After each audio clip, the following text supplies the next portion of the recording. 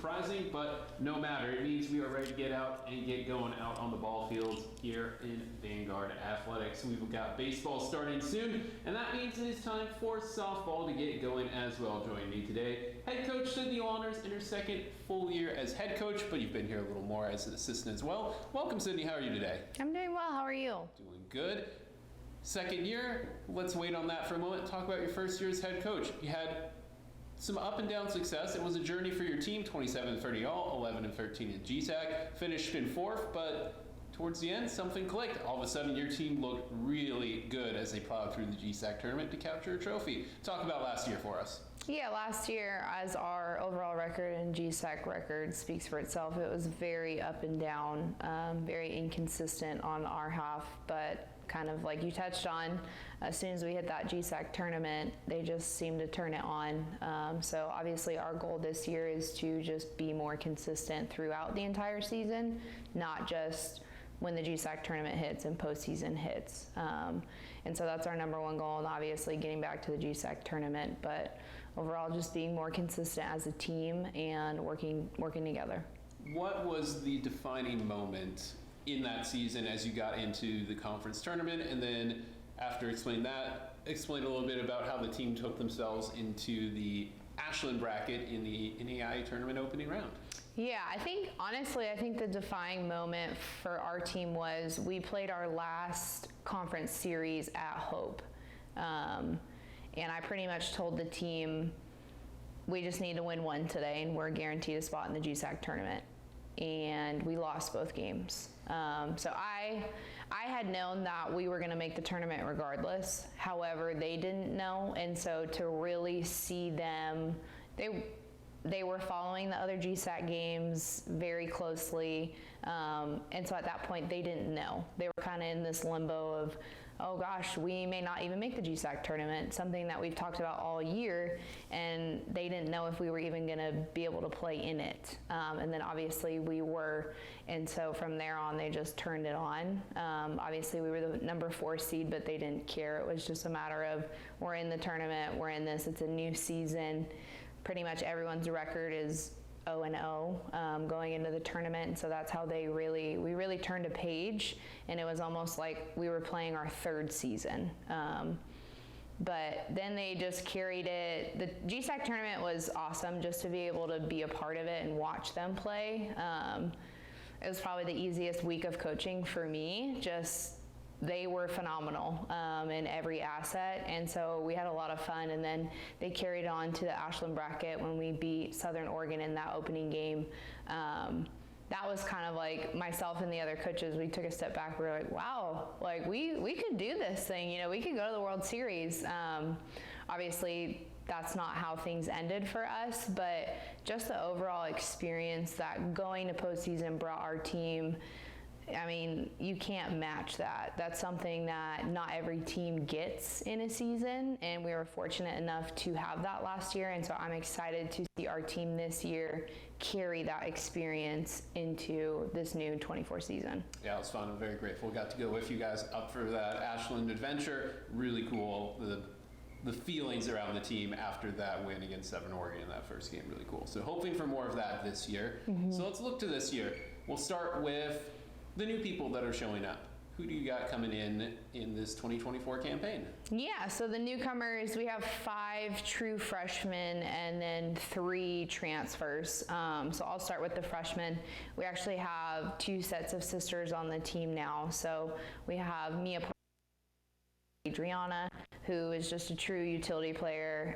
In the fall, she played literally every infield position. That adds great versatility to our team, especially in the infield. Then we have Katie Jaime, who's Lauren's younger sister. She's a middle infielder as well. Cameron Walker, who's just a standout overall athlete.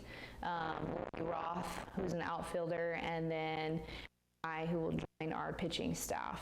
And then the 3 transfers, we actually have Gabby Ramirez, who's a catcher. She actually started with us her freshman year and then just rejoined us this.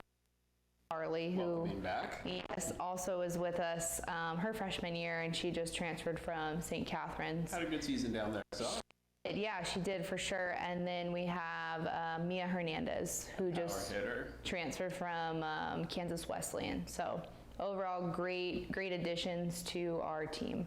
Talk then about the returners, because you have a lot of them, so we don't have to touch on every single one. But overall, this lineup, very unchanged. Only 3 or 4 total people off the roster compared to last year. Yeah, and that's huge for us. We've never had that since my time being here. We're a majority upperclassmen team, but pretty much our entire infield is returning, the outfield as well. So we have a lot of depth, we have a lot of experience, and just to see those upperclassmen really kind of show the freshmen and the sophomores how we do things in our program. So it's been really nice for us to have that upperclassmen leadership. Talk a little bit positional-wise, briefly about your pitching staff, the total staff, and then kind of how you feel they're developing so far.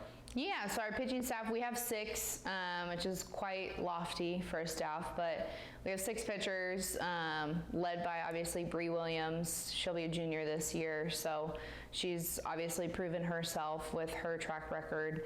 And then we have Leanne Miranda, who really did an excellent job last year towards the end of season, especially into postseason. She stepped into that game 2 starter for us.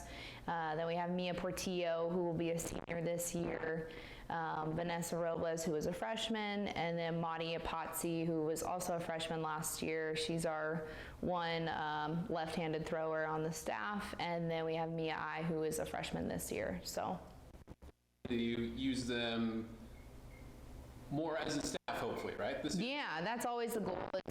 We have a staff for a reason. We don't have a pitcher, we have a staff. So that's always our goal, is for them to work together and be good complements to each other during games, because if we have to use 3 or 4 of them in a game, then we do. Just whatever helps. Be interesting to see how that situationally plays out. They're competing every day at practice. To be honest with you, if we play tomorrow, I don't know who would be starting in that position. It's just they compete really well together, and it's going to be in terms of matchups and who matches up better with our pitcher and the team that we're playing. But they all 3 do an excellent job. Then talk a little bit about, not specifically infield, outfields, but overall positional battles, how those looking. You've got plenty of people across all those positions to try and plug and play. Yeah, that's one thing that I love about our team this year, is just creating that competitive battle in position. Obviously, it's a healthy competitiveness, but really pushing each other to make each other better. And we see that at practice every day, just them competing essentially for a spot, which is pushing the front runner even more so. So, I mean, unfortunately right now, Emma Noble is hurt, who's been our starting shortstop, but Cameron Walker's been doing a wonderful job. You'll see her start at short opening day, but overall a lot of experience. She had her second base debut in the GSAC Tournament. She's been doing a great job over there as well, so just overall a lot of depth in all positions. Developments is when you put a third baseman over at second and she gets better somehow. Yeah, I know. Excellent. Hopefully those lineup decisions will become more clear to you, but I would say an okay thing to have a lot of good people you're trying to work with. So good to see that. Let's talk schedule then. You're opening up out in Arizona. You've got College of Idaho, Carroll, as well as Embry-Riddle. Mm-hmm. Then you come back, you got a lot more home games this year. So Southern Oregon. Talk a little bit about the non-conference portion of the slate. Yeah, I'm excited for our team to open up in Arizona. I think the first weekend really sets a tone for the season. Playing 2 teams that also went to postseason last year, you can't really ask for anything more in that.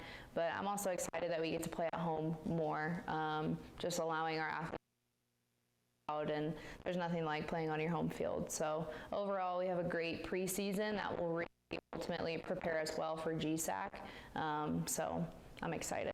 Then you get into the conference, the doubleheaders against everyone, home and away. How's the GSAC shaping up this year? The GSAC is looking, I think the GSAC looks stronger every year. I don't think there's a team in the GSAC softball-wise that you think, oh, this is going to be an easy series.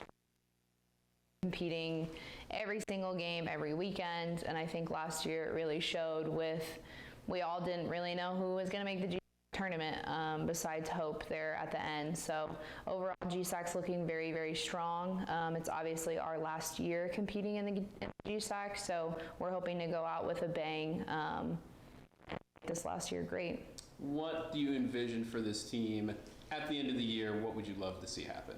I would love to see our team obviously go to postseason. I would say go to the World Series would be awesome, but just to compete in postseason, and I think they'll take care of the rest. But overall, just be more consistent throughout the entire year, and then really turn it on when GSAC hits, and obviously that GSAC tournament. Second is when they open up on the road out in Arizona. But Coach, we look forward to seeing you back here out on the View softball field the week or two after that. So best of luck. Thanks for joining us here today. We'll see you out there soon. Thank you.